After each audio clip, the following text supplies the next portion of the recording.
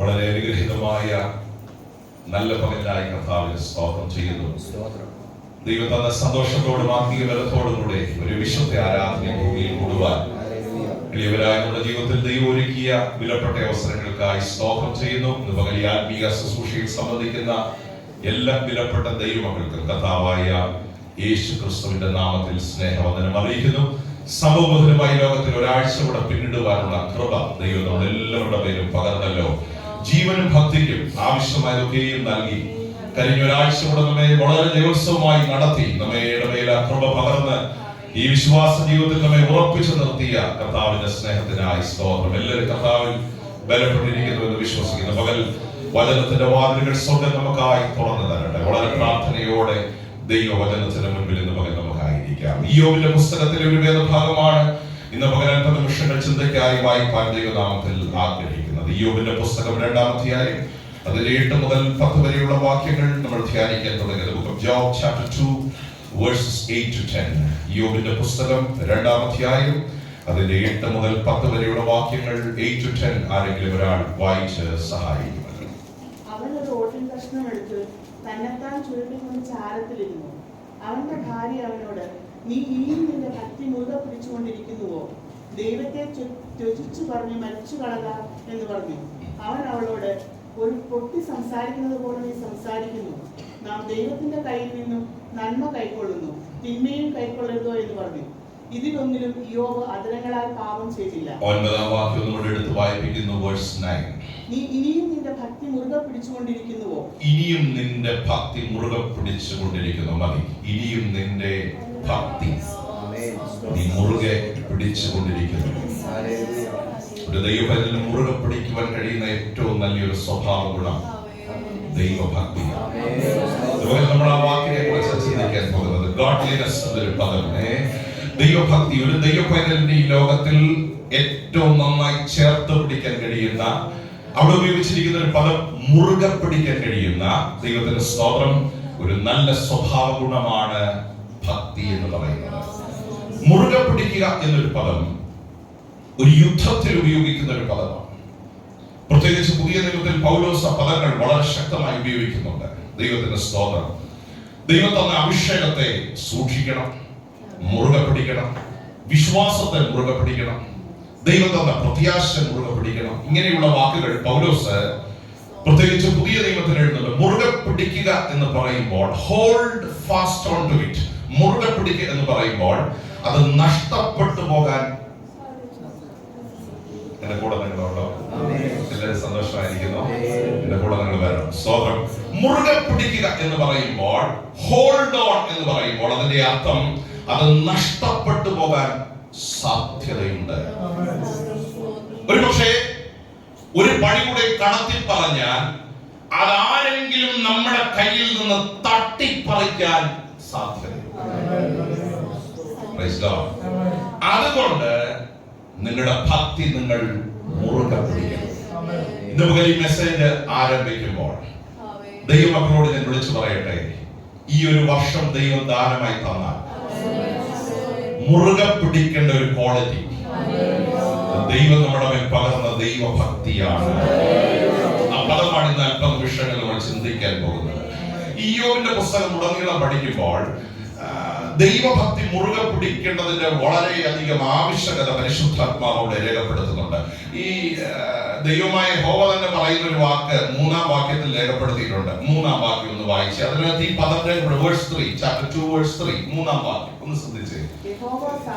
യഹോവ സാത്താനോട് ദാസനായ ഇയ്യോബിന്റെ മേൽ ദൃഷ്ടി വെച്ചുവോ? അവനെ പോലെ നിഷ്കളങ്കനും നേരുള്ളവനും ദൈവഭക്തനും ദോഷം വിട്ടകലുന്നവനും ഭൂമിയിൽ ആരുമില്ലല്ലോ. ഇല്ലല്ലോ. അവൻ തന്റെ ഭക്തി മുറുകെ പിടിച്ചുകൊണ്ടിരിക്കുന്നു. ദൈവം തന്നെ ഇയ്യോബിനെ കുറിച്ച് സാക്ഷ്യം പറഞ്ഞൊരു കാര്യമാണ്. He holds on to his integrity. ഇയ്യോബിന്റെ ഭക്തി അവന്റെ ആശ്രയമാണ്. അപ്പോൾ ദൈവം സാക്ഷ്യം പറയണമെങ്കിൽ അതിന്റെ അർത്ഥം ഇയ്യോബിന്റെ ഏറ്റവും വലിയ ബലം ഇയ്യോബിന്റെ ഭക്തി തന്നെയാണ്. ഇന്ന് പകൽ ആ വാക്ക് നമ്മൾ അല്പ നിമിഷങ്ങൾ ഒന്ന് ധ്യാനിക്കാൻ പോകുക. സഹോദരന്മാരൊന്ന് വെളിയിലുള്ള ദൈവത്തിന്റെ സ്തോത്രം. ഭക്തി മുറുകെ പിടിക്കുക. ഭക്തി എന്ത് ചെയ്യുക? മുറുകെ പിടിക്കുക. ഭക്തി മുറുകെ പിടിക്കുക. ഭക്തി മുറുകെ പിടിക്കുക എന്ന് പറഞ്ഞ് നമ്മുടെ ഭക്തി എന്ത് ചെയ്യണം? ദൈവം നമ്മുടെ വിശ്വാസ ജീവിതത്തിൽ തന്ന ഭക്തി മുറുകെ പിടിക്കണം. മുറുകെ പിടിക്കണം. 1-ാം അധ്യായം 1-ാം വാക്യം ശ്രദ്ധിച്ച് അവിടെയും ഈ പദം പരിശുദ്ധാത്മാവ് രേഖപ്പെടുന്നത്. 1-ാം അധ്യായം 1-ാം വാക്യം ശ്രദ്ധിച്ച് അങ്ങനെയാണല്ലോ ഇയ്യോബിന്റെ പുസ്തകം ആരംഭിക്കുന്നത്. Book of job chapter 1:1. Uz ദേശത്ത് ഇയ്യോബ് എന്ന പേരുള്ള ഒരു പുരുഷനുണ്ടായിരുന്നു. അവൻ നിഷ്കളങ്കനും നേരുള്ളവനും ദൈവഭക്തനും ദോഷം വിട്ട് അകലുന്നവനും ആയിരുന്നു. 1-ാം അധ്യായം അതിന്റെ 8-ാമത്തെ വാക്യം ശ്രദ്ധിച്ച്. 8-ാമത്തെ വാക്യം യഹോവ സാത്താനോട് എന്റെ ദാസനായ ഇയ്യോബിന്മേൽ ദൃഷ്ടി വെച്ചുവോ അവനെ പോലെ നിഷ്കളങ്കനും നേരുള്ളവനും ദൈവഭക്തനും ദോഷം വിട്ടകലുന്നവനും. നമ്മൾ ബൈബിൾ വായിക്കുക. എല്ലാവരും ബൈബിളിനോട് ഒന്ന് ശ്രദ്ധിച്ച്. നിഷ്കളങ്കനും ഒന്നുകൂടെ വായിച്ചോ. യഹോവ സാത്താനോട് എന്റെ ദാസനായ ഇയ്യോബിന്മേൽ നീ ദൃഷ്ടി വെച്ചുവോ അവനെ പോലെ നിഷ്കളങ്കനും നേരുള്ളവനും ദൈവഭക്തനും ദോഷം വിട്ടകലുന്നവനും ഭൂമിയിൽ ആരുമില്ലല്ലോ. ഈ വാക്യങ്ങളിലെല്ലാം കോമൺ ആയ ഒരു പദം. ഇയ്യോബ് ആരായിരുന്നു? ഈ മനസ്സിലായി നിങ്ങൾ ആരും ഇവിടെ ഇല്ല. ഇത്രയും വാക്യം വായിപ്പിച്ചിട്ട് കോമൺ ആയ ഒറ്റ വാക്യമുള്ളൂ. നമ്മുടെ ചിന്താവിഷയം പേഴ്സണലായിട്ട് ചോദിക്കട്ടെ, എല്ലാവരോടും പേര് പറഞ്ഞ് ചോദിക്കട്ടെ, നിങ്ങളുടെ കൂടെ വരണം. നമ്മുടെ ചിന്താവിഷയം എവിടെ തുടങ്ങി? അതാണ്. അപ്പൊ ഞാൻ ചോദിച്ചത്, നമ്മൾ ഈ വായിച്ച 4 വാക്യത്തിൽ കോമൺ ആയ ഒറ്റ വാക്കേ ഉള്ളൂ. ദൈവഭക്തി, ഗോഡ്ലിനെസ്, ദൈവഭക്തി. ആ വാക്കാണ് നമ്മൾ ഇന്ന് പകരം എന്ത് ചെയ്യാൻ പോകുന്നത്? ചിന്തിക്കാൻ പോകുന്നത്. ദൈവം ഇയ്യോബിനെ കുറിച്ച് സാക്ഷ്യം പറയുന്നതും പിശാച് ഇയ്യോബിനെ കുറിച്ച് സാക്ഷ്യം പറയുന്നതും സ്വന്തം ഭാര്യ ഇയ്യോബിനെ കുറിച്ച് സാക്ഷ്യം പറയുന്നതും ഇയ്യോബ് ആരാണ്? അപ്പൊ ആ സാക്ഷ്യത്തിന് വിലയുണ്ട്. 1 ദൈവം പറഞ്ഞു, 2 സാത്താൻ പറഞ്ഞു, 3 സ്വന്തം ഭാര്യ. അപ്പൊ ഉറപ്പായിട്ടും ആ വാക്ക് ഇയ്യോബിന്റെ അടിസ്ഥാനം തന്നെയാണ്. Praise God. ഈ അബ്രഹാം എന്ന ദൈവമനുഷ്യന് സമാനമായ ഒരു കാലഘട്ടത്തിൽ ജീവിച്ചിരുന്ന ഒരു ഭക്തനായ മനുഷ്യനാണ് ഇയ്യോബ് എന്ന് പറയുന്നത്. പ്രത്യേകിച്ച് നമ്മൾ ചരിത്രങ്ങൾ പഠിക്കുമ്പോൾ ഇയ്യോബ് ഏകദേശം അബ്രഹാമിന് സമകാലികനായി ജീവിച്ചിരുന്ന ഒരു ദൈവമനുഷ്യന്. മെസൊപ്പൊട്ടേമിയ വിട്ട് ദൈവം കാണിപ്പാനിരിക്കുന്ന ദേശത്തേക്ക് വന്ന അബ്രഹാമിന്റെ ആ കാലഘട്ടത്തോട് ചേർന്ന് ഏകദേശം യോർദാൻ അടുത്തുള്ള ഒരു സ്ഥലത്ത് പാർത്തിരുന്ന ഒരു ദൈവഭക്തനായ മനുഷ്യനാണ് ഇയ്യോബ് എന്ന് പറയുന്നത്. ഈ ഇയ്യോബിന്റെ പുസ്തകം എഴുതപ്പെട്ടത് പ്രത്യേകിച്ച് യഹൂദ പണ്ഡിതന്മാർ, റബ്ബിമാർ അഭിപ്രായപ്പെടുന്നത് മോശ എഴുതിയ ഒരു പുസ്തകമാണ് ഇയ്യോബിന്റെ പുസ്തകം. നമ്മള് ഉച്ച ക്ലാസ്സുകളൊക്കെ ഇയ്യോബാണ് എഴുതിയെന്ന് പറയുമെങ്കിലും ഈ യഹൂദ പണ്ഡിതന്മാർ പൊതുവെ വിശ്വസിക്കുന്നത് മോശയുടെ കാലത്താണ് ഇത് ക്രോഡീകരിച്ച് ഒരു പുസ്തകമായി എഴുതപ്പെട്ടത്. ദൈവത്തിന്റെ സ്തോത്രം. എന്ന് വെച്ചാൽ യഹൂദന്മാർ വളരെയധികം വിലമതിച്ചിരുന്ന ഒരു മനുഷ്യനായിരുന്നു ഇയ്യോബ് എന്ന് പറയുന്നത്. വളരെ റെസ്പെക്ട് ചെയ്തിരുന്ന, വളരെ ഓണർ ചെയ്തിരുന്ന, ഒരുപക്ഷെ ബൈബിളിൽ എഴുതപ്പെട്ട ആദ്യ പുസ്തകങ്ങളിൽ ഒന്നാണ് ഇയ്യോബിന്റെ പുസ്തകം എന്ന് പൊതുവെ ഉൽപ്പത്തി പുസ്തകം എഴുതുന്നതിന് മുൻപ് തന്നെ മോശ എഴുതിയ ഒരു പുസ്തകമാണെന്ന് ഒരു വേദ പണ്ഡിതൻ അഭിപ്രായപ്പെട്ടത് ഞാൻ വായിച്ചത് ഓർക്കും. ദൈവത്തിന്റെ ബൈബിളിലെ ഫസ്റ്റ് ബുക്കുകളിൽ ഒന്നാണ് ഇയ്യോബിന്റെ പുസ്തകം എന്ന് പറയുന്നത്. അപ്പം ഇയ്യോബ് എന്നൊരു ദൈവമനുഷ്യൻ ആരാധനയുള്ള ഒരു കാലത്ത്, അബ്രഹാം യാഗപീഠം പണിത് ദൈവത്തെ ആരാധിച്ച ഒരു കാലത്തിൽ, ആരാധന എന്താണെന്ന് അറിയാവുന്ന ഒരു കാലഘട്ടത്തിൽ ജീവിച്ചിരുന്ന ഒരു ദൈവമനുഷ്യൻ. ദൈവത്തിന്റെ സ്തോത്രം. അപ്പം നേരുള്ളവനാണ്, ദോഷം വിട്ടകലുന്നവനാണ്. ഇങ്ങനെയുള്ള ഒത്തിരി സ്വഭാവ ഗുണങ്ങൾ പറഞ്ഞു വരുമ്പോൾ അതിനകത്ത് അടർത്തിയെടുത്ത് പറയുന്ന ഒരു വാക്ക് ഇയ്യോബ് ദൈവഭക്തനായിരുന്നു. ഞാൻ ആ ദൈവഭക്തി എന്നൊരു വാക്ക് കഴിഞ്ഞ ദിവസങ്ങളിൽ ധ്യാനിച്ചപ്പോൾ ദൈവത്തിന്റെ സ്തോത്രം 4 കാരണങ്ങളാണ് ഇയ്യോബിനെ ദൈവഭക്തനായി വെളിപ്പെടുത്താനുള്ള കാരണമായി എന്റെ മനസ്സിൽ ദൈവാത്മാവ് നൽകിയ ചിന്ത. 4 കാരണങ്ങൾ. ഒന്ന് ദൈവത്തിന്റെ സ്തോത്രം, ശ്രദ്ധിച്ചു കേൾക്കണമേ. ഇയ്യോബ് ദൈവഭക്തനായി തീരാനുള്ള ഒന്നാമത്തെ കാരണം തന്റെ ജീവിതം താൻ സൂക്ഷിച്ച വ്യക്തിയായിരുന്നു. Praise Lord. 2 തന്റെ നാവിനെ താൻ സൂക്ഷിച്ച വ്യക്തിയായിരുന്നു. ഭക്തനായി തീരാനുള്ള രണ്ടാമത്തെ കാരണം തന്റെ നാവിനെ താൻ സൂക്ഷിച്ച വ്യക്തിയായിരുന്നു. 3 എല്ലാറ്റിനേക്കാളും ഉപരിയായി ദൈവത്തെ സ്നേഹിച്ച വ്യക്തിയായിരുന്നു യോബ്. 4, ദൈവത്തെ ബഹുമാനിച്ച വ്യക്തിയായിരുന്നു യോബ്. 4 കാരണങ്ങൾ. ഈ 4 കാരണങ്ങൾ മറന്നു പോകരുത്. ഈ ദൈവഭക്തി എന്നൊരു വാക്ക് നമ്മൾ പഠിക്കുമ്പോൾ 4 കാരണങ്ങൾ നിങ്ങളെ ഓർമ്മിച്ചു. 1, ജീവിതം കാത്തു സൂക്ഷിച്ച ഒരു വ്യക്തിയാണ് യോബ്. 2, നാവിനെ കാത്തു സൂക്ഷിച്ച ഒരു വ്യക്തിയാണ് യോബ്. 3, എല്ലാത്തിനേക്കാളും ഉപരി ഈ ലോകത്തിൽ ദൈവത്തെ സ്നേഹിച്ച ഒരു ദൈവ മനുഷ്യനായിരുന്നു യോബ്. 4, ദൈവത്തിന് സ്തോത്രം, ദൈവത്തെ ബഹുമാനിക്കുന്നതിൽ വളരെ മുൻപന്തിയിൽ നിന്ന ഒരു ദൈവ മനുഷ്യനായിരുന്നു. ഈ 4 സ്വഭാവ ഗുണമുള്ള ഒരു വ്യക്തിയെ ബൈബിൾ വിളിക്കുന്ന പേരാണ് he is a godly man. അവൻ ഒരു ദൈവ ഭക്തനായ. ഈ 4 സ്വഭാവ ഗുണങ്ങളോട് ഒരു അല്പ നിമിഷങ്ങൾ നമ്മുടെ കണ്ണോടിക്കുമ്പോൾ, കർത്താവേ, ഈ 4 സ്വഭാവ ഗുണങ്ങളും നമ്മിൽ തികഞ്ഞു വരുമ്പോൾ ദൈവം നമ്മെ വിളിക്കുന്ന പേരാണ് he is a godly man. ഈ വ്യക്തി ഒരു ദൈവഭക്തനായ മനുഷ്യനാണ്. ശ്രദ്ധിക്കണം, ഈ 4-ൽ 3 ശരിയാകുമ്പോഴല്ല, 4-ൽ 2 ശരിയാകുമ്പോഴല്ല, 4-ൽ 4 വെളിപ്പെടുമ്പോൾ ബൈബിൾ നമ്മളെ വിളിക്കുന്ന പേരാണ്. നമ്മുടെ ഇടയ്ക്ക് പാടുന്ന ഒരു പാട്ടുണ്ട്, ഭക്തരിൻ വിശ്വാസ ജീവിതം പോലിത്ര ഭദ്രമാം ജീവിതം. ഓ, ദൈവത്തിന് സ്തോത്രം. ഈ ബൈബിള് ദൈവമക്കളെ വിളിക്കുന്ന ഒത്തിരി പേരുകളുണ്ട്. ഈ പഴയ നിയമത്തിൽ ഞാൻ ഇങ്ങനെ ഒരു 50 നിമിഷങ്ങൾ ധ്യാനിച്ചപ്പോൾ ദൈവ മനുഷ്യൻ എന്ന് വിളി ചില ദൈവദാസന്മാരുടെ കാതുകളിൽ മുഴങ്ങിയിട്ടുണ്ട്. ദൈവത്തിന് സ്തോത്രം. മനുഷ്യപുത്ര എന്ന് വിളിച്ചിട്ടുണ്ട്, മനുഷ്യ എന്ന് വിളിച്ചിട്ടുണ്ട്. ദൈവത്തിന് സ്തോത്രം. പ്രാർത്ഥന മനുഷ്യൻ എന്ന് വിളിച്ചിട്ടുണ്ട്. ബൈബിള് ഒരു വ്യക്തിയെ അഭിസംബോധന ചെയ്യുന്ന പല രീതിയിലാണ്. നീതിമാൻ എന്ന് വിളിച്ചിട്ടുണ്ട്, അല്ലെ? ഒരു വ്യക്തിയെ ബൈബിള് നീതിമാൻ എന്ന് വിളിച്ചിട്ടുണ്ട്, ഭക്തൻ എന്ന് വിളിച്ചിട്ടുണ്ട്. ദൈവത്തിന്റെ സ്തോത്രം. ഇങ്ങനെ ഒത്തിരി സ്വഭാവ ഗുണങ്ങൾ, ദൈവത്തിന്റെ ഹൃദയപ്രകാരമുള്ള മനുഷ്യൻ. കഴിഞ്ഞ ദിവസങ്ങൾ നമ്മൾ ചിന്തിച്ചു, ഇങ്ങനെ ഒത്തിരി പദങ്ങൾ ബൈബിളിൽ നമുക്ക് കാണാൻ കഴിയും. അതിൽ ശ്രേഷ്ഠമായ ഒരു പദമാണ് ദൈവഭക്തി എന്ന് പറയുന്നത്. ഇനി ഒരു ദൈവഭക്തനാണെങ്കിൽ 4 സ്വഭാവ ഗുണങ്ങൾ. അതിൽ ഒന്നാമത്തെ പ്രത്യേകത, ജീവിതം കാത്തു സൂക്ഷിച്ച ഒരു മനുഷ്യനായിരുന്നു.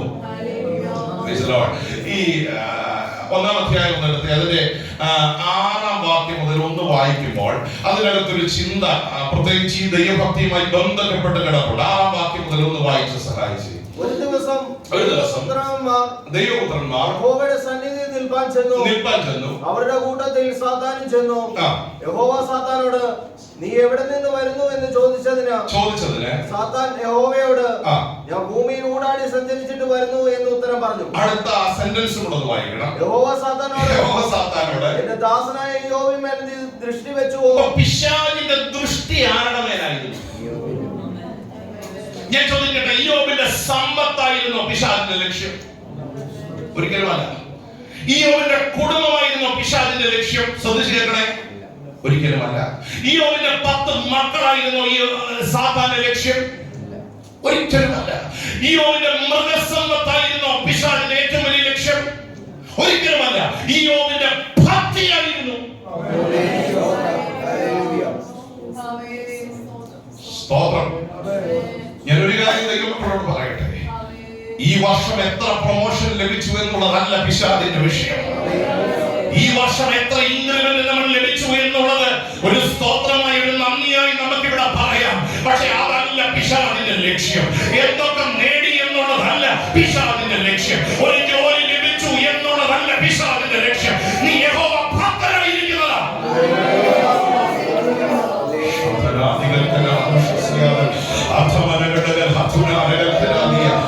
ഈ വർഷം 52 വെള്ളിയാഴ്ച ഉണ്ടെന്ന് വെക്കാം.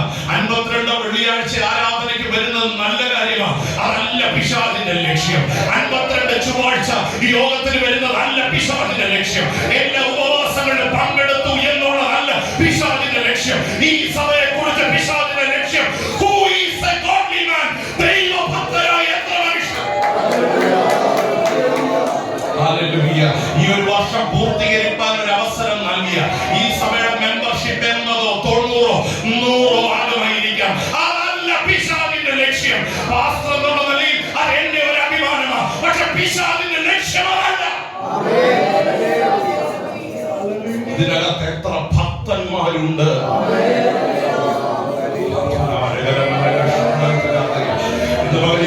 ഹൃദയത്തിലേക്ക് തുളച്ചു കയറട്ടെ.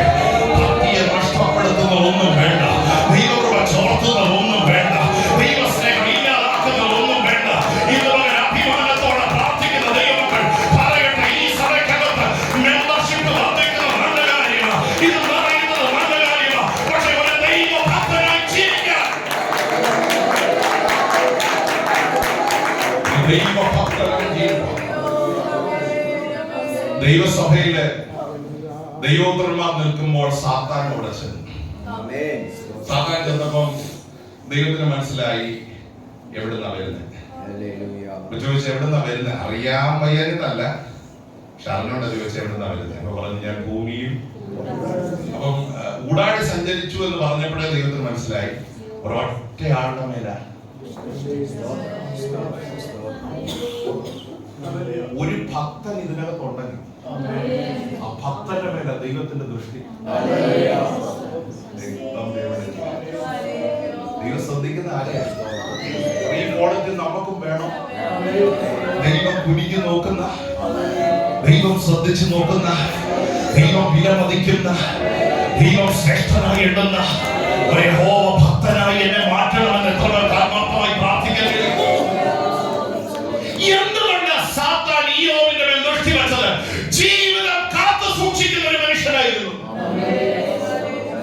ജീവിതം കാത്തു സൂക്ഷിക്കുക എന്ന് പറയുമ്പോൾ അതിന്റെ അർത്ഥം ദൈവം നൽകിയ വ്യവസ്ഥ പ്രകാരം ജീവിക്കുന്നതാണ് നമ്മുടെ ജീവിതത്തിന്റെ ഏറ്റവും വലിയ ലക്ഷ്യമായി. രക്തത്താൽ ജയമെടുക്കുക. ദൈവം നൽകിയ വ്യവസ്ഥ പ്രകാരം, ഓർഡർ പ്രകാരം ജീവിക്കുന്ന ഒരു ജീവിതമാണ് നമുക്ക് ഈ പെന്തക്കോസ്തിന്റെ ആദ്യ തലമുറയുടെ ഏറ്റവും വലിയ ശക്തി. എന്റെ അഭിപ്രായത്തിൽ അവരുടെ ജീവിതമാണ്, അവരുടെ വാക്കുകളായി, അവരുടെ പ്രവൃത്തികളായി.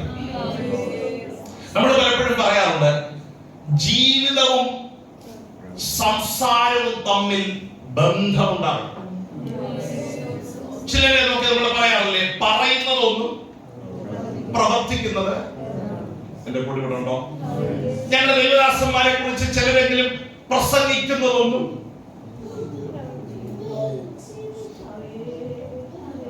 ഇത് രണ്ടും രണ്ടാകുമ്പോഴാണ്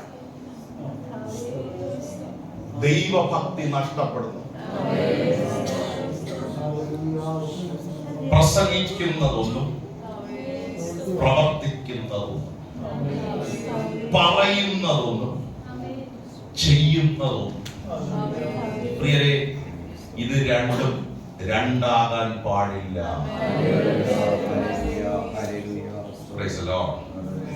ഞാൻ ദൈവങ്ങളോട് ചോദിക്കട്ടെ, ഈ ഹോളിൽ നമ്മൾ വരുമ്പോൾ നമ്മുടെ മുഖത്തിനൊരു ഭാവമുണ്ട്. ഈ ഭാവം തന്നെയാണോ ഈ ഒരാഴ്ച മുഴുവൻ നമ്മൾ ഫോളോ ചെയ്യുന്നത്?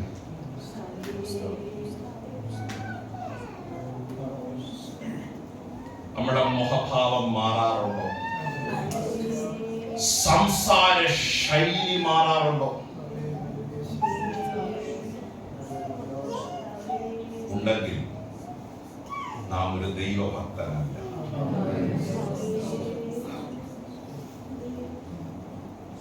സ്തോത്രം. നമ്മൾ ഹോളി സംസാരിക്കുന്ന പോലാണോ വീട്ടിൽ സംസാരിക്കുന്നത്? വീട്ടിൽ സംസാരിക്കുന്ന പോലാണോ ജോലി സ്ഥലത്ത്? പ്രാർത്ഥിച്ച് ആരാധിച്ച് വന്ന ദൈവങ്ങളൊക്കെ ശാന്തമായി, സ്വർഗത്തിൽ ഒരു മൗനത ഉണ്ടായി എന്ന് പറഞ്ഞതുപോലെ ഇല്ലെങ്കിൽ ദൈവമക്കൾ എപ്പോഴും ശ്രദ്ധിച്ചോണം, ഇതിനെ ടാർഗറ്റ് ചെയ്യുന്ന ഒരാള് നമ്മുടെ കൂടെ ഉണ്ട്.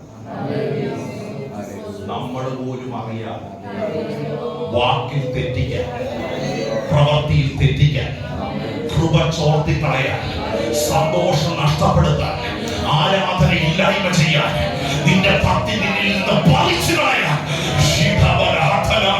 ഇന്ന് രാവിലെ ഒരു മുന്നറിയിപ്പ് പോലെ ദൈവങ്ങളോട് പരിശുദ്ധാത്മ വചനത്തിലൂടെ പറയുക, ഇതിനെ വേർപെടുത്തി കളയാൻ, ആ ക്വാളിറ്റി നമ്മിൽ നിന്ന് ഇല്ലായ്മ ചെയ്യാൻ. സ്നേഹത്തോടെ നിങ്ങളുടെ ദൈവദാസൻ എന്നുള്ള നിലയിൽ ഒരു ബുദ്ധി ഉപദേശം തരട്ടെ. മുറുകെ പിടിക്കണം. എന്ത് വില കൊടുത്തും എന്റെ ജീവിതം നഷ്ടപ്പെടുത്തി എനിക്കൊന്നും വേണ്ട. ദൈവത്തെ മറന്ന് എനിക്കൊന്നും വേണ്ട. ആകാത്ത ഒന്നും എന്റെ ജീവിതത്തിൽ എനിക്ക് വേണ്ട. Replicate Christ through your life. നിങ്ങളുടെ ജീവിതത്തിലൂടെ ക്രിസ്തുവിനെ വെളിപ്പെടുത്തുന്നവരായി നിങ്ങൾ മാറണം. ജീവിതം കാത്തു സൂക്ഷിക്കുന്നവരായി തീരണം. നമ്മുടെ ജീവിതത്തെ നോക്കി പരിശുദ്ധാത്മാവ് തന്നെ പറയണം, അവൻ ഭക്തനും ദോഷം വിട്ടകലുന്നവരും നിഷ്കളങ്കരും നേരുള്ളവരും. ജീവിതം കാത്തു സൂക്ഷിച്ചാൽ ആ സ്വഭാവ ഗുണങ്ങളൊക്കെ നമ്മളുണ്ടാവും. ഒന്ന്, നമ്മുടെ ഹൃദയം കൊണ്ട് നേരുള്ളവരാണ്. സത്യസന്ധമായ ഒരു മനസ്സ്. സ്തോത്രം. ഈ പണ്ടൊക്കെ കോടതിയിൽ പെന്തിക്കോസുകാരെ വിളിച്ചാൽ ജഡ്ജിമാർക്ക് സംശയമൊന്നുമില്ല. കാരണം വാ തുറന്ന പെന്തിക്കോസുകാർ എന്തേ പറയും? എന്റെ കൂടെ ഉണ്ടോ? അങ്ങനെയുള്ള ഒത്തിരി ചരിത്രങ്ങൾ കേരളത്തിലുണ്ടായിട്ടുണ്ടെന്നേ, നമ്മുടെ കൊച്ചു കേരളത്തിൽ. കാരണം ജഡ്ജിമാര് പോലും ഒരു സാക്ഷ്യം കേട്ട ഇത് ദൈവ മനുഷ്യനാ, പുള്ളി പറയുന്നത് ഉറപ്പായിട്ടും ഇത് നമ്മളിൽ നിന്ന് അകന്നു പോയോ? ആ നേരുള്ള ഹൃദയം ഇടയ്ക്കെങ്കിലും നമുക്ക് നഷ്ടപ്പെടുന്നുണ്ടോ? നിഷ്കളങ്കത നമ്മുടെ ജീവിതത്തിന്റെ അടിസ്ഥാനമാകണം. ദോഷം വിട്ടകലണം. അതിന്റെ അർത്ഥം പാപത്തെ വെറുക്കണം, പാപത്തെ എതിർക്കണം, പാപത്തെ ജയിച്ചു തോൽപ്പിക്കണം. ഒരു കാര്യം ആത്മാവിൽ പറയാം, പിശാചിന്റെ തന്ത്രങ്ങളെ ജയിച്ച് തോൽപ്പിക്കുന്നവരായി ദൈവമക്കൾ മാറും. അങ്ങനെ ഒരു അഭിഷേകം അന്യഭാഷ പറയാൻ മാത്രമല്ല, പിശാചിന്റെ ചില തന്ത്രങ്ങളെ ആത്മാവിൽ ജയിക്കാനുള്ള ഒരു അഭിഷേകം എനിക്ക് വേണമെന്ന് ആഗ്രഹിക്കുന്ന എത്ര ദൈവമക്കളുണ്ട്? നമ്മൾ ഈ അടുത്ത ആഴ്ച മുഴുവൻ ഒരു അഭിഷേകത്തിന് വേണ്ടി പ്രാർത്ഥിക്കാൻ പോകുകയാണ്. ദൈവമക്കളെ, അവർ അന്യഭാഷ പറയാനുള്ള കേവലം ഒരു മാധ്യമമായി മാത്രം തീരാതെ എന്റെ ജീവിതം കാത്തു സൂക്ഷിക്കാൻ, പിശാചിന്റെ തന്ത്രങ്ങളെ എതിർത്ത് അതിജീവിച്ച് ആത്മാവിൽ ജയിക്കാനുള്ള ഒരു കരുത്ത് ജീവിതത്തിൽ ഞാൻ പ്രാപിക്കുന്നതിന് മുഖാന്തരമായി തീരണമെന്ന് എത്ര പേര് ആഗ്രഹിക്കുന്നു? എന്നോട് നിൽക്കുന്നില്ല. രണ്ടാമത്തെ പദത്തിനോട് ഞാൻ ഓർപ്പിച്ചത്, ആരാണ് ഒരു ദൈവഭക്തൻ? തന്റെ നാവിനെ സൂക്ഷിക്കുന്നവരാണ് ഒരു ദൈവഭക്തൻ. അതിന്റെ 2-ാം അധ്യായം അതിന്റെ 10-ാം വാക്യം നിങ്ങൾ ശ്രദ്ധിച്ച്, അതിന്റെ ഒരു സൂചന പരിശുദ്ധാത്മാവ് നൽകിയിട്ടുണ്ട്. 2-ാം അധ്യായം 10-ാം വാക്യം ഒന്ന് വായിച്ചു. അവൻ അവളോട്, ഒരു പൊട്ടി സംസാരിക്കുന്നത് പോലെ നീ സംസാരിക്കുന്നു. നാം ദൈവത്തിന്റെ കയ്യിൽ നിന്ന് നന്മ കൈക്കൊള്ളുന്നു, തിന്മയും കൈക്കൊള്ളരുതോ എന്ന് പറഞ്ഞു. അടുത്ത വാക്ക് ഇയ്യോബ് അധരങ്ങളാൽ പാപം ചെയ്തില്ല. ഇയ്യോബ് അധരങ്ങളാൽ വാക്ക് ഭയങ്കര നാവ് കൊണ്ട് എന്ത് ചെയ്തില്ല എന്ന് വെച്ചാൽ, ഇയ്യോബിന്റെ പുസ്തകം മുഴുവൻ പഠിക്കുന്നു. നാവിനെ കാത്തു സൂക്ഷിച്ചത് യോബിന്റെ ഏറ്റവും വലിയൊരു ശക്തിയാണ്. ഈ പെട്ടെന്ന് പ്രതികരിക്കുന്ന അവയവം ഏതാ? സ്തോത്രം. ഈ എനിക്ക് തോന്നുന്നു നാവിനെ കുറിച്ച് ഏറ്റവും നല്ല ഒരു എക്സ്പോസിഷൻ, ഒരു കമന്ററി എഴുതിയിരിക്കുന്ന യാക്കോബ് അപ്പോസ്തലനാണ്. നാവ് കാട് കത്തിക്കുന്നു, ഒരു തീ പോലെ. എല്ലാവരും ഇവിടെ ഉണ്ടോ? ഏറ്റവും മെരുക്കാൻ ബുദ്ധിമുട്ടുള്ള ആയുധം ഏതാ? എന്റെ അഭിപ്രായത്തിൽ നാവ് തന്നെ. പലപ്പോഴും നമ്മൾ വികാരത്തിൽ പറഞ്ഞു പോയത് പിന്നീട് വേണ്ടായിരുന്നെന്ന് തോന്നിയിട്ടില്ലേ? ഞാൻ ആരോടായി പറയാം, എപ്പോഴേലും തോന്നിയിട്ടുണ്ടോ? പെട്ടെന്നൊരു വികാരത്തിൽ അത്രയും നമുക്ക് പോലും കൺട്രോൾ ചെയ്യാൻ പറ്റാത്ത ഒരു ആയുധമാണ്. നമ്മൾ അഭിഷേകത്തിന് വേണ്ടി പ്രാർത്ഥിക്കാൻ പോകുമ്പോൾ നാവിനെ കൺട്രോൾ ചെയ്യുന്ന ഒരു ശക്തിക്ക് വേണ്ടി പാസ്റ്റർ എന്ന് പറഞ്ഞ നന്നായി ഉടനെ ആരും വേണ്ടി വരണോ ഇങ്ങനെ പകുതി മനസ്സിൽ ഞങ്ങള്. അപ്പം നമ്മൾ അതിനു വേണ്ടിയൊക്കെയാ വരുവോ വരുവോ? ആരും മോൻ പോലും ഒക്കെ മാറ്റിയെടുത്തോ? അഭിഷേകം എന്നുള്ളത് അന്യഭാഷ പറയാൻ മാത്രമല്ല.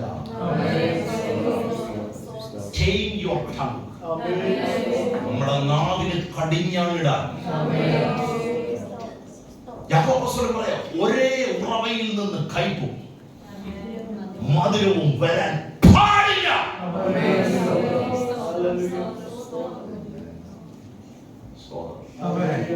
എന്റെ അഭിപ്രായത്തിൽ ലോകത്തിലെ ഏറ്റവും ബുദ്ധിമുട്ടുള്ള കാര്യം ഏതാന്ന് എന്നോട് ചോദിച്ചാൽ അത് നമ്മുടെ നാക്കിനെ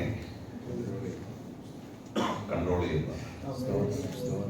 എന്റെ കൊച്ചു ജീവിതത്തിൽ അനുഭവത്തിൽ അത് വളരെ ബുദ്ധിമുട്ടുള്ള ഒരു കാര്യമാണ്. പലതും വിഴുങ്ങണമെങ്കിൽ കൃപ വേണം, പറയാൻ കൃപ വേണ്ട. എന്തേലും പറയാൻ നമുക്ക് എന്തേലും കൃപ വേണം, പക്ഷെ പറയാതിരിക്കാൻ.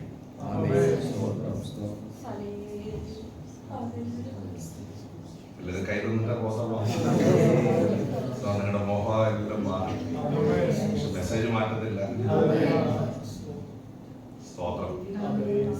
Tame your tongue. ആരാകണമെങ്കിലും ഭക്തരിൻ വിശ്വാസ ജീവിതം പോലെ ഭദ്രമാം ജീവിതം ഇന്ന് രാവിലെ ഈ വചന ദൈവസഭയ്ക്ക് കൈമാറണം. ഇവയിലൊന്നിലും യോബ് തന്റെ ആദരങ്ങളാൽ പാപം ചെയ്തില്ല. ആ മനുഷ്യനെ വചനം വിളിച്ചു, ഹീസ് എ ഗോഡ്ലി മാൻ. അവൻ ദൈവഭക്തനായ മനുഷ്യനാണ്. മുറുകെ പിടിക്കാൻ പറ്റുമോ? നാക്കിൽ തെറ്റിച്ച് കളയാൻ, വാക്കിൽ തെറ്റിച്ച് കളയാൻ, ഒരു വാക്ക് കൊണ്ട് നമ്മെ തകർത്ത് കളയാൻ. ഞാൻ ദൈവമക്കളോട് ഒരു കാര്യം പറയാം, ഒരു വാക്ക് മതി ഒരു ആരാധന മുടങ്ങാൻ. ഒരു വാക്ക് മതി മുഖത്തുള്ള ചൈതന്യം നഷ്ടപ്പെടാൻ. ഒരു വാക്ക് മതി ഒരു വ്യക്തി തകരാൻ.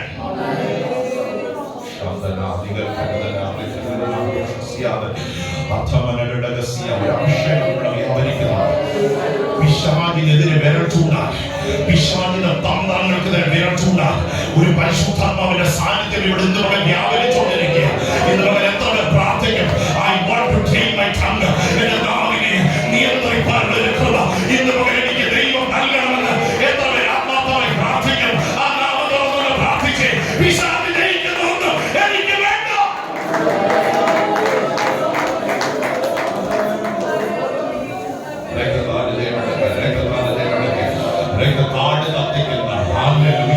വ്യക്തികളെ തകർക്കുന്ന, കുടുംബങ്ങളെ തകർക്കുന്ന, ആരാധനയെ നശിപ്പിക്കുന്ന, സഭകളെ ഇല്ലായ്മ ചെയ്യുന്ന ആ പൈശാചിക ബന്ധനത്തെ ഇന്ന് വരെ ജീവിച്ച ദൈവസഭയാത്മാവിൽ കുതിച്ചെഴുന്നേൽക്കട്ടെ.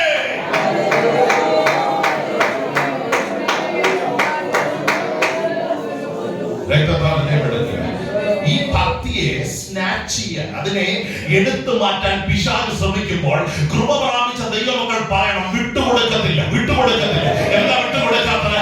എന്റെ ദൈവം എന്റെ മേൽ പകർന്ന വിശുദ്ധിയുടെ അളവുകൾ നഷ്ടപ്പെടുന്നത് ഒന്നും.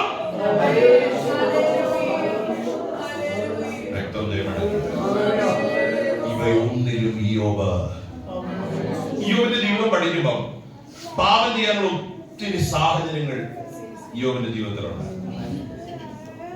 കാരണം ഒത്തിരി നഷ്ടങ്ങൾ സഹിച്ച ഒരു വ്യക്തിയാണ്. നിങ്ങൾ ശ്രദ്ധിച്ച്, 10 പിള്ളേരെ ഒറ്റയടിക്കാൻ മരിച്ചു, 10 ശവപ്പെട്ടി ഒറ്റ സമയത്ത് വീട്ടിൽ തരുന്നത്, എല്ലാം നഷ്ടപ്പെട്ടു. വട്ടപ്പൂജി വഴി ഭാര്യ ചോദിച്ചു, വെറുതെയാണോ ഈ ഭക്തനായി? ഭക്തത്തിന്റെ ആശ്രയമാണ്. അത് തിരിച്ചു കളഞ്ഞ് മരിക്കാൻ പറഞ്ഞു. തിരിച്ചു കളഞ്ഞ് ഇത് പിശാചിന്റെ ലക്ഷ്യമാണ്. Deny the godliness. ഭക്തി എന്ത് ചെയ്യണം? ഞാൻ ഈ വചനം ധ്യാനിക്കുമ്പോൾ പരിശുദ്ധന്മാരുടെ ഭക്തന്മാർ കുറഞ്ഞു പോവുകയാണ്. ഭക്തന്മാർ എന്ത് ചെയ്യുക? നമുക്കൊരു പുരുഷയുദ്ധം നടത്തണ്ടേ?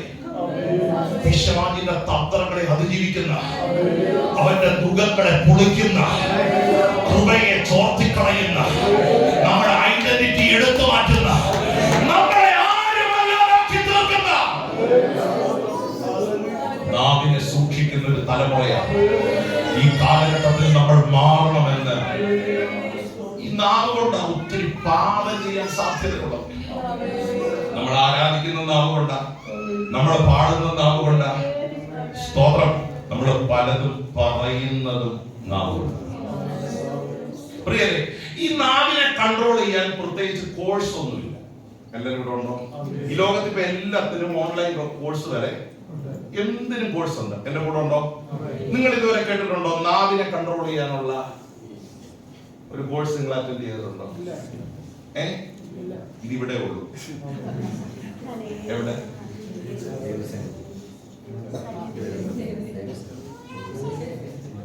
പറയത്തില്ല. പിണങ്ങിയോ? ഈ കോഴ്സ് ഇവിടെ ഉള്ളൂ. എന്നൊരു കാര്യം പറയാം, ശ്രദ്ധിച്ചു കേൾക്കണേ.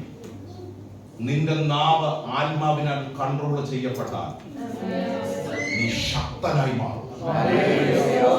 നീ ആത്മീയമായി കരുത്തുള്ളവരായി മാറും. നിന്റെ അന്യഭാഷ പവർഫുള്ളായി മാറും. നിന്റെ ആരാധനയിൽ മഹത്വം, നിന്റെ പ്രാർത്ഥനയിൽ വിടുതൽ നടക്കും.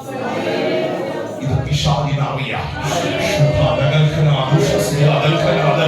ഇന്ന് പകൽ ചിലരോട് വിരട്ടുണ്ടി പരിശുദ്ധാത്മ പറയുക, ഭക്തനായിരിക്കാൻ ആഗ്രഹമുണ്ടോ? ആ ഭക്തിയിലേക്ക് നടന്നു കയറാൻ ആഗ്രഹമുണ്ടോ? എന്റെ ദൈവത്തിന് വേണ്ടി തലമുറയിൽ എനിക്ക് നിൽക്കണമെന്ന് ആഗ്രഹമുണ്ടോ? പിശാചിന്റെ തന്ത്രങ്ങളെ ജയിക്കണമെന്ന് എനിക്ക് ആഗ്രഹമുണ്ടോ? ഇന്ന് പകൽ ആത്മാവിൽ പറ, yes, I want to be a godly man. ഒരു ദൈവഭക്തനായി ജീവിക്കാനുള്ള ഒരു നിയോഗം ഇന്ന് പകൽ ഞാൻ ആഗ്രഹിക്കുന്നതാ.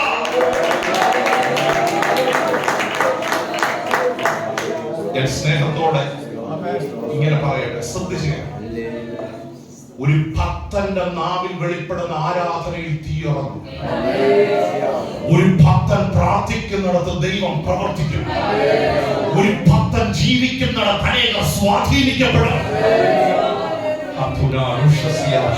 ഈ 4000 വർഷങ്ങൾക്ക് പുറത്തും ഇയ്യോബിനെ കുറിച്ച് ഒരു കൊച്ചു ദൈവദാസനായി ഞാൻ പ്രസംഗിക്കണമെങ്കിൽ ഇയ്യോബിന്റെ ഏറ്റവും വലിയ ശക്തി എന്തായിരുന്നു?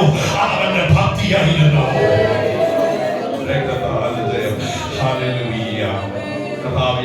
കൃപയിലേക്ക് കാരണം ആത്മാർത്ഥമായി സ്വയം മുന്നോട്ട് വരാം. അതിന്റെ 2 അടികൾ 2-3 അടികളും നമ്മൾ പാടാൻ പോകും.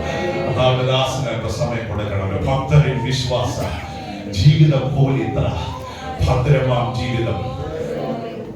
ഈ പാട്ട് പാടുമ്പോൾ ഞാൻ ഈ മെസ്സേജ് പൂർത്തീകരിച്ചില്ലെങ്കിലും നിങ്ങളുടെ ഹൃദയത്തിന്റെ അടിത്തട്ടിലുള്ള പ്രാർത്ഥന എന്നെ ഒരു ഭക്തനാക്കി മാറ്റണം. ഭക്തി മുറുകെ പിടിക്കാൻ ഒരു കുറേക്ക് തന്നെ ഒന്ന് തനയാൻ മനസ്സുള്ള എത്രയുണ്ട്, ഒന്ന് സമർപ്പിക്കാൻ മനസ്സുള്ള എത്രയുണ്ട്. ആ പാട്ടിന്റെ ഓരോ വടികൾ പാടുമ്പോൾ ഹൃദയത്തിന്റെ അകത്തൊരു തീരുമാനം ഉണ്ടാകട്ടെ. ഭക്തി നഷ്ടപ്പെടുന്നതൊന്നും എനിക്ക് വേണ്ട. അതിനെ മുറുകെ പിടിക്കാൻ ഒരു കൃപ ഇന്ന് മകൻ എനിക്ക് തരണം. നല്ല ദൈവമേ, സ്വർഗീയ പിതാവേ, ഈ വചനം ചൊല്ലി ജനത്തെ ഇന്ന് മകൻ ഞങ്ങൾ അനുഗ്രഹിക്കണം. ഭക്തി നഷ്ടപ്പെടുന്നതൊന്നും ഞങ്ങൾക്ക് വേണ്ട. വിശുദ്ധിയോടെ നിർമ്മലതയോടെ അങ്ങയുടെ നാമത്തിന് വേണ്ടി ജീവിപ്പാൻ ഈ തലമുറ ഞങ്ങളെ ഉപയോഗിക്കണം. ഈ ജനത്തെ അതിനായി സ്വർഗ്ഗം ഒരുക്കണം.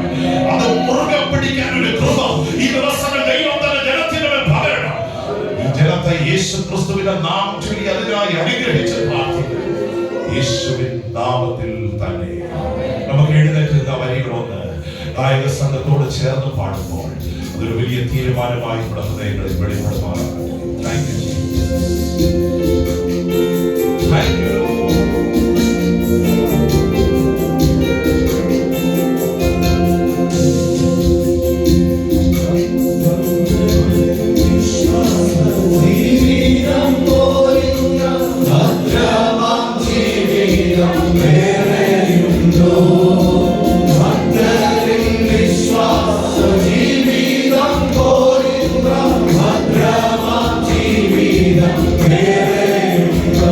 Oh